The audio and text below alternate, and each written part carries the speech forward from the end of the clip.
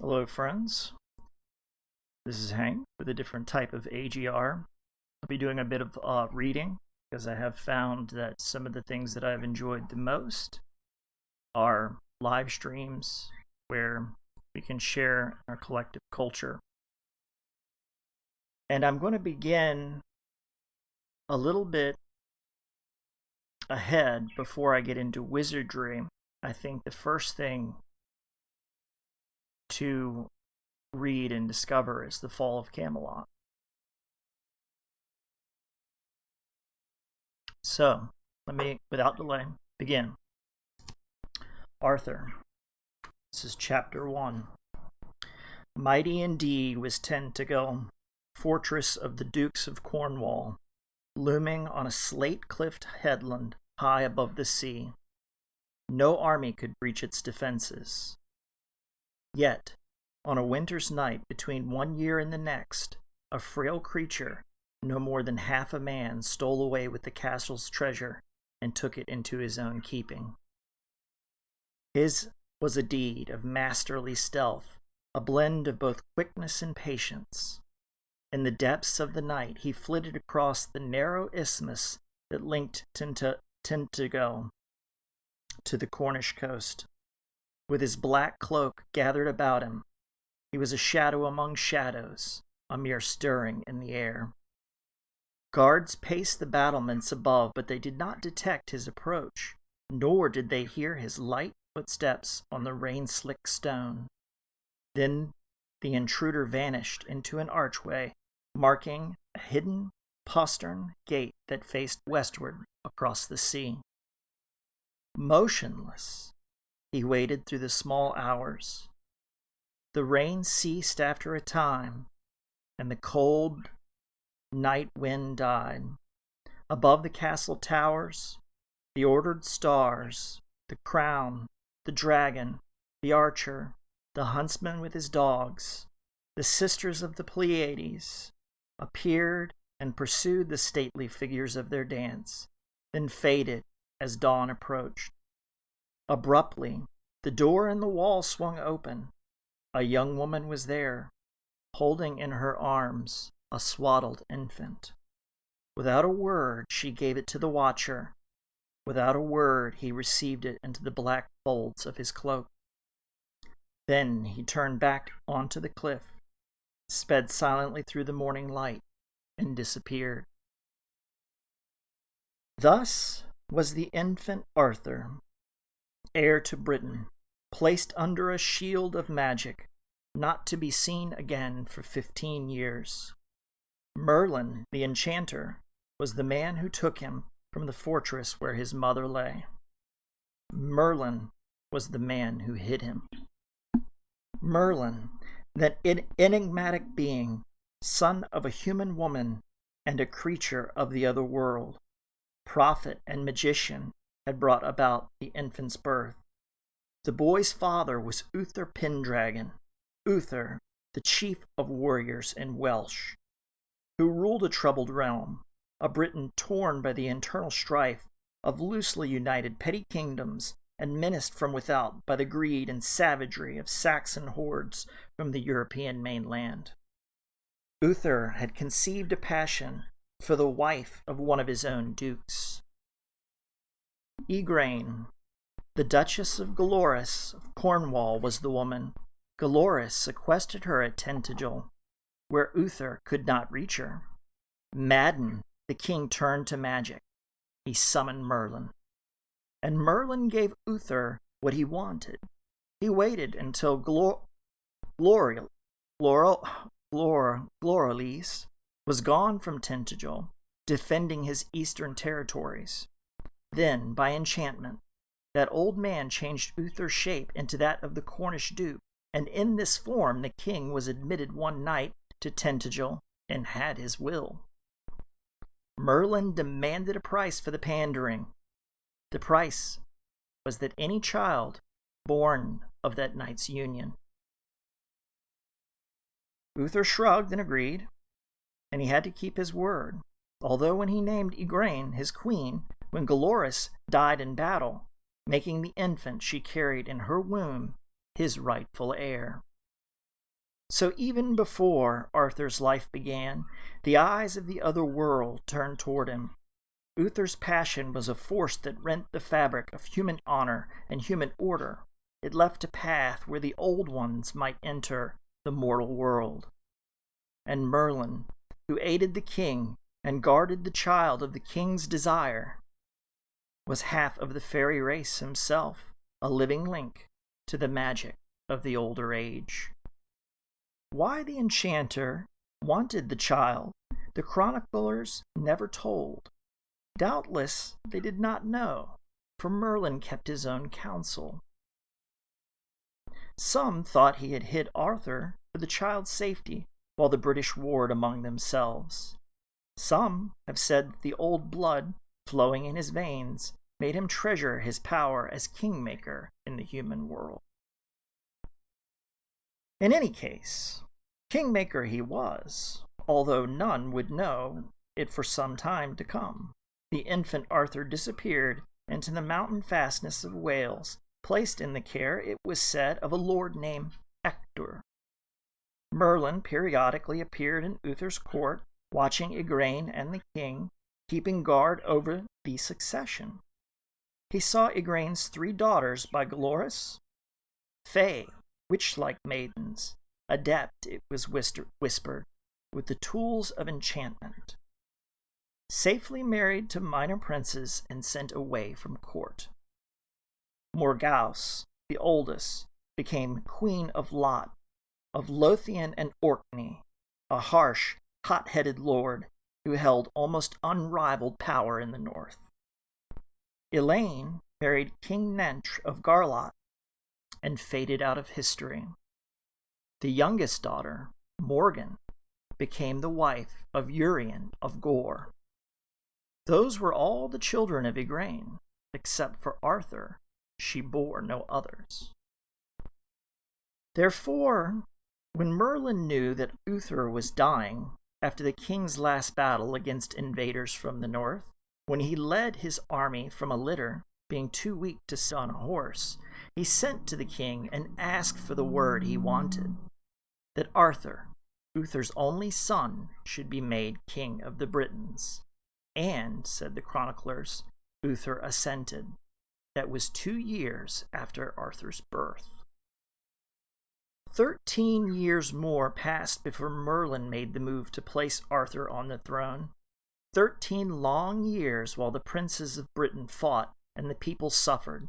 13 years while the child did not know he was a king grew to manhood. Arthur underwent hard and patient training during this period, and when he at last appeared, he was royal indeed, the very prince and flower of chivalry.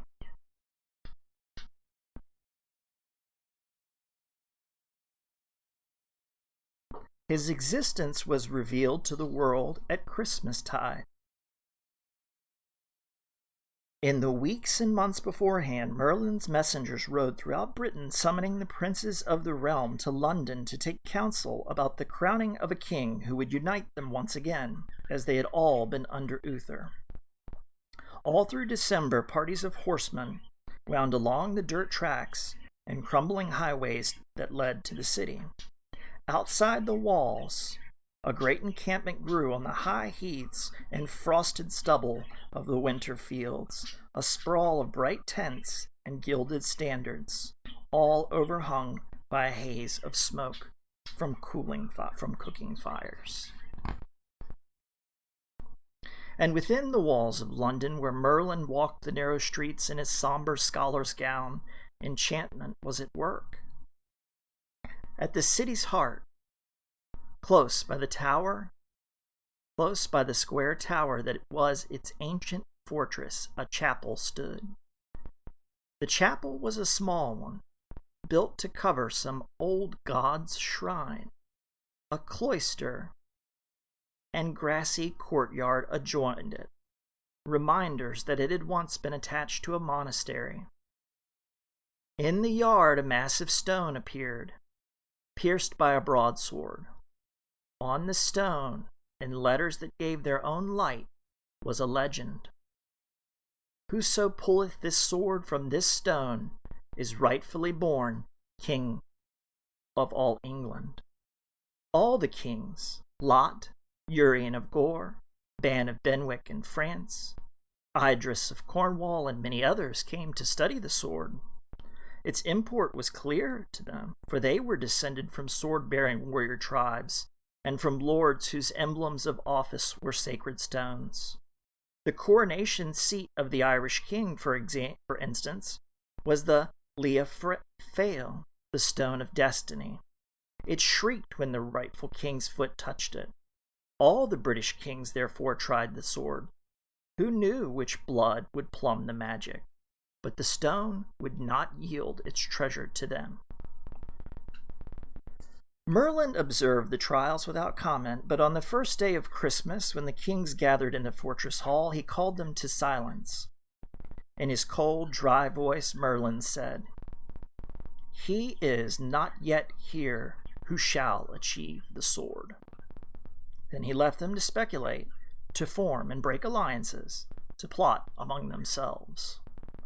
So Christmas passed in mutterings and quarrels among the factions jockeying for power. The New Year came, and with it bright sunlight and an icy wind that swept through the twisting streets of London, rattling the shutters of the houses and painted signboards of the shops. Under one of those boards, a painted bush signifying a wine shop, 3 men stood on New Year's morning. 2 of them were short of stature, compact and dark in the manner of the Welsh. Both were armored in mail. They had held their helmets under their arms as they talked in the singing accents of the West. The 3rd man was tall and broad of shoulder, with red gold hair that lifted in the wind. The 3rd man, so strong was he, so easy in his grace, that he seemed to catch and hold the sunlight, and although he wore the tunic and cloak of a squire, he drew the eyes of the passer-by. He leaned against the wine-shop wall, oblivious to the admiring coos of the good wives, and listened to his companions. The golden man was Arthur, a fine lordling, not yet old enough, it seemed, for knighthood. The other 2 were Kay, whom he thought to be his elder brother, and Ector, his supposed father. All of them were newly arrived from Ector's Welsh lands. Kay, always short-tempered, was in a foul humor. He had left his sword at the camp outside the city walls. Ector's rough comments on his carelessness enraged the younger man. Unwilling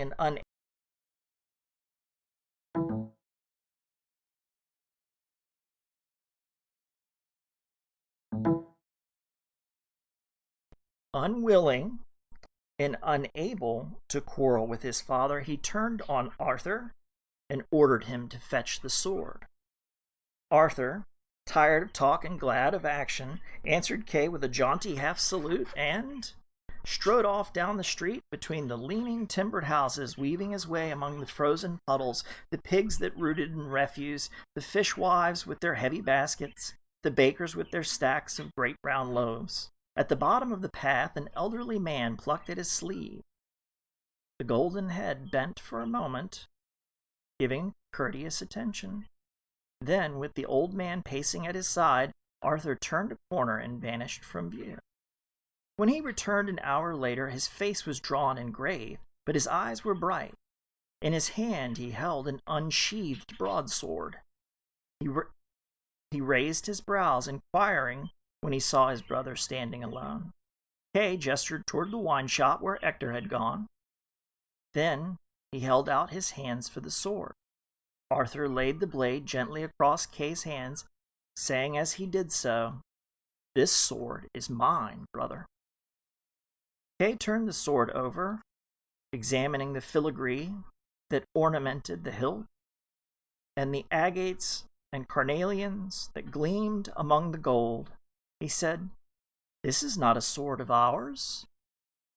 Whose is it?" "In a churchyard beside the fortress there stands a stone," said Arthur.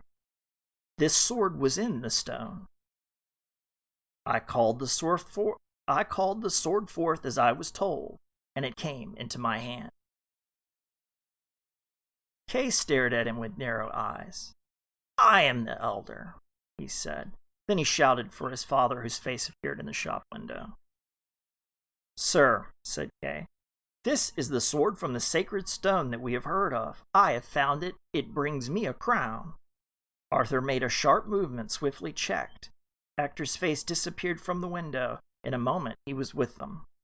The old man looked without expression at his sons, the one blazing with white fury, the other defiant, but trembling enough so that the jewels in the sword that he held winked in the light. "Let us go, then, to the place of the stone," said Hector. They did that, and when they stood in the quiet courtyard beside the empty stone, Hector turned to Kay.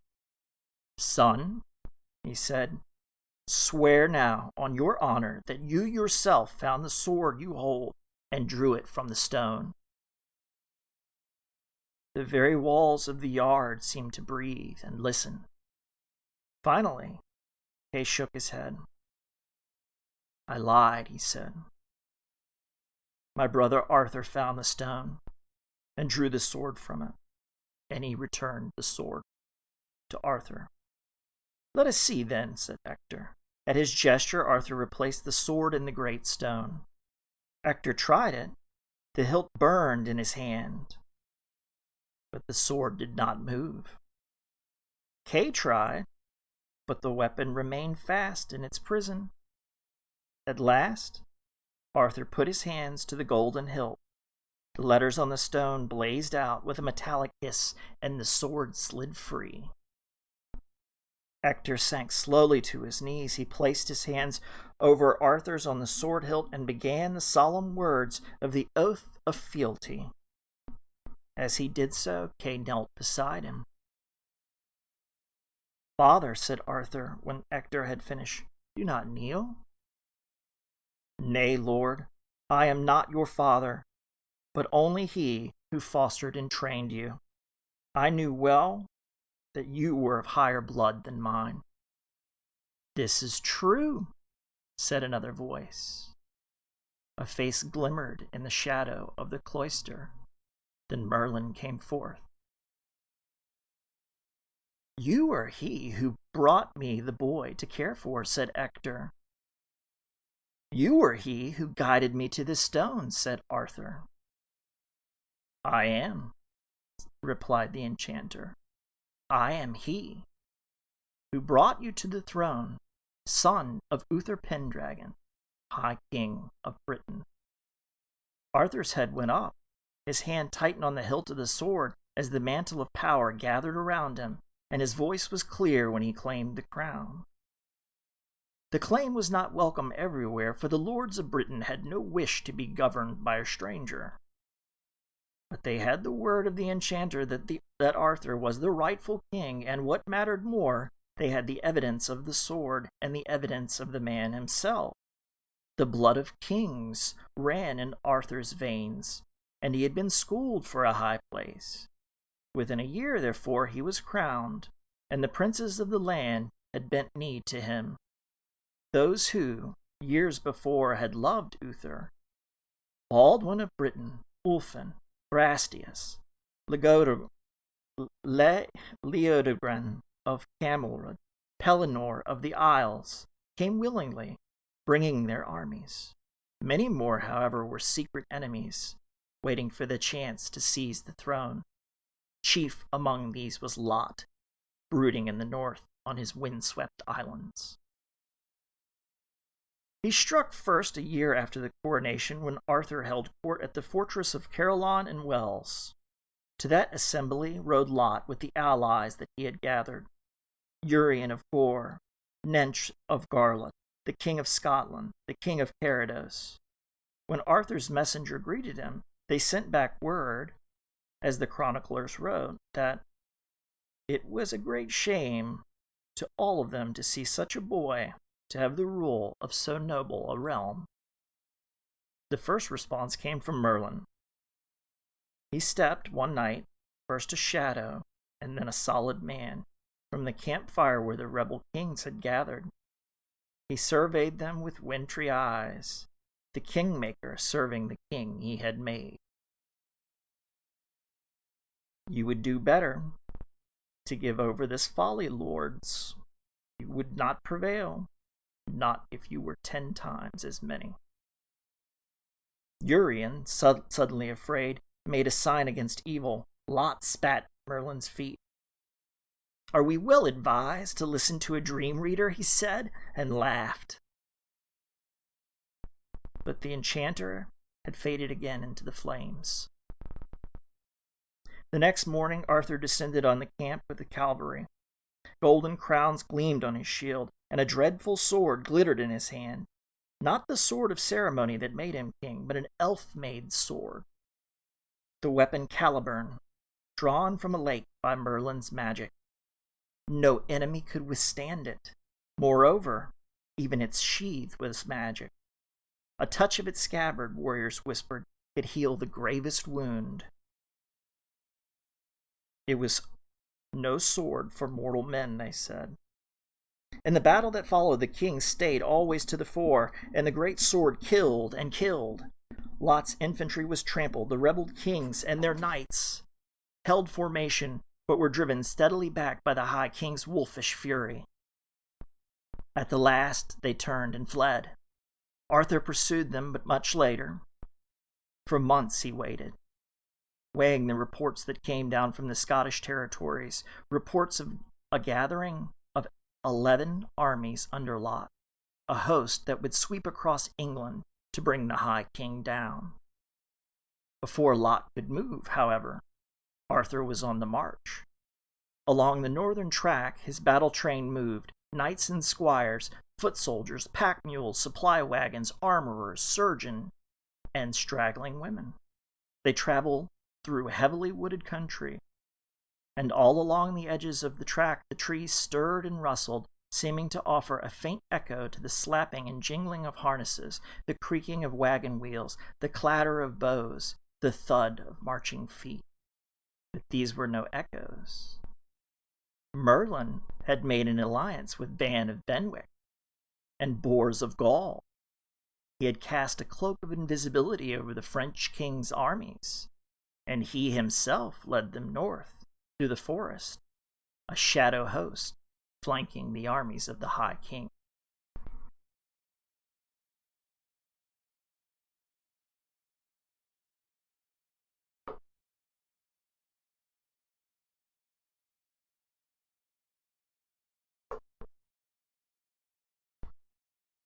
The ghostly army turned the tide for Arthur in the end. Ban and Bors could not in honor keep themselves shielded with invisibility. They could, however, remain in ambush so that Lot's armies were drawn forward, tempted by Arthur's seemingly small force. And that is what happened.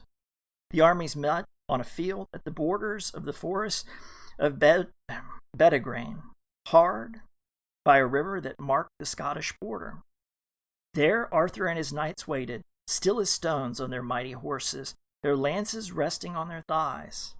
Lot and his 11 kings charged, screaming, and then death's cold hand touched man and breast so wantonly that, according to chroniclers, the horses were soon up to their fetlocks in blood, and the device on Arthur's shield could not be seen for the gore that bespattered it.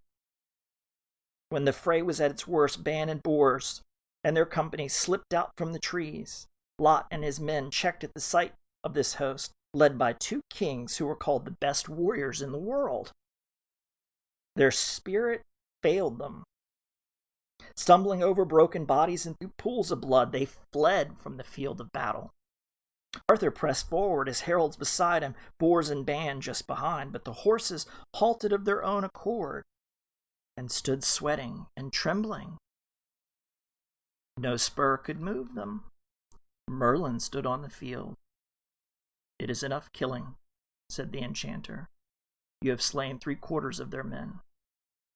You will not follow now. You will have other opportunity.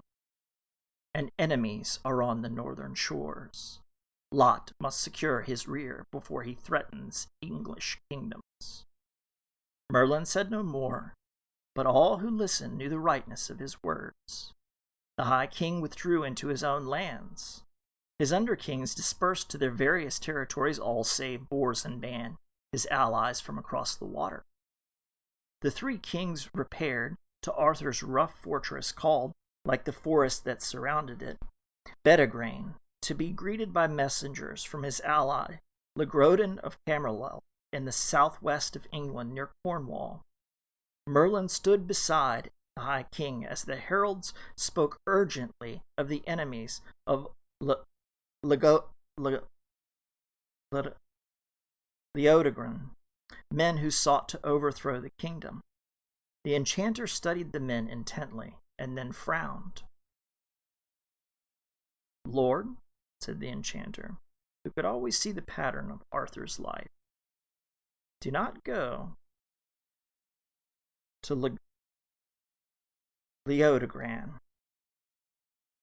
Enchanter, do not seek to bind me any longer. Leodogran was my father's vassal and is my own ally as well," the king replied, so he left the hall. So the High King rode south in the autumn, through the water meadows and marshes called the Summer Country, home of the folk who lived their lives on small and shifting lake villages and had leather boats for horses. These people were isolated survivors of an early age. Their metal was bronze, not iron, and they worshipped old gods strange to Arthur and his men. He passed the high hill ruled by Melwas, a prince known to court the old ones. The hill was covered with apple trees heavy with crimson fruit, but no mortal man dared touch those apples. They were the food of fairy, the soldiers said. Down to the coast Arthur's army marched, then along the shore to the fortress of Leodogran. He fought like a lion for Leodogran and won. Chroniclers say that 10,000 men died in the battle, but that seems unlikely. The world was sparsely populated, and military actions were matters of hundreds, not thousands. Yet victory was not the prize of Camelot. After the fighting, when the High King feasted in his vassal's hall, the wheel of his fate began to turn. The hall was a high one, hung with fine weaving, long tables lined it. The Lord's own table was vast and round, not like the trestles used by other kings. The vessels that adorned it were of glass and gold, reflecting the light, torches and hearth. And the maiden who served the wine of the High King reflected the light as well. She was a tall girl. Her hair hung unbound and unornamented, except for a princess's circlet, and the hair was the brown of autumn leaves, touched with gold from the sun. Her eyes were downcast as befitted a maiden. The lashes made shadows on her flesh. The robe she wore was white. The hands that held the drinking horn were long and pale. She had a scent of flowers about her.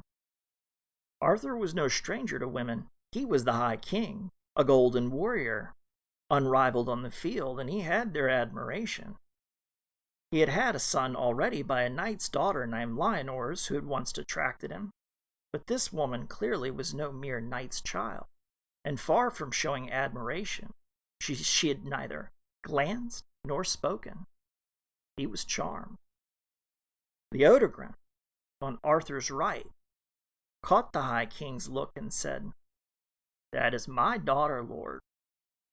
"A noble maiden," replied the king. He turned to speak to her, but the girl had gone from the hall. "Her name is Guinevere," said Leodogran, then guided the talk to other matters. Arthur saw no more of Leodogran's daughter until the day he left the king's fortress. As he mounted, a movement caught his eye. With the warrior's quick attention, he turned in the saddle. The maiden stood in a window of a low stone tower, gazing gravely at him. He lifted a hand in farewell and rode away. And that would be the first chapter. And the next chapter will be more Gauss. It's been Hank, your pajama scholar with a different sort of AGR. If you enjoyed the presentation, catch you guys on the flip side.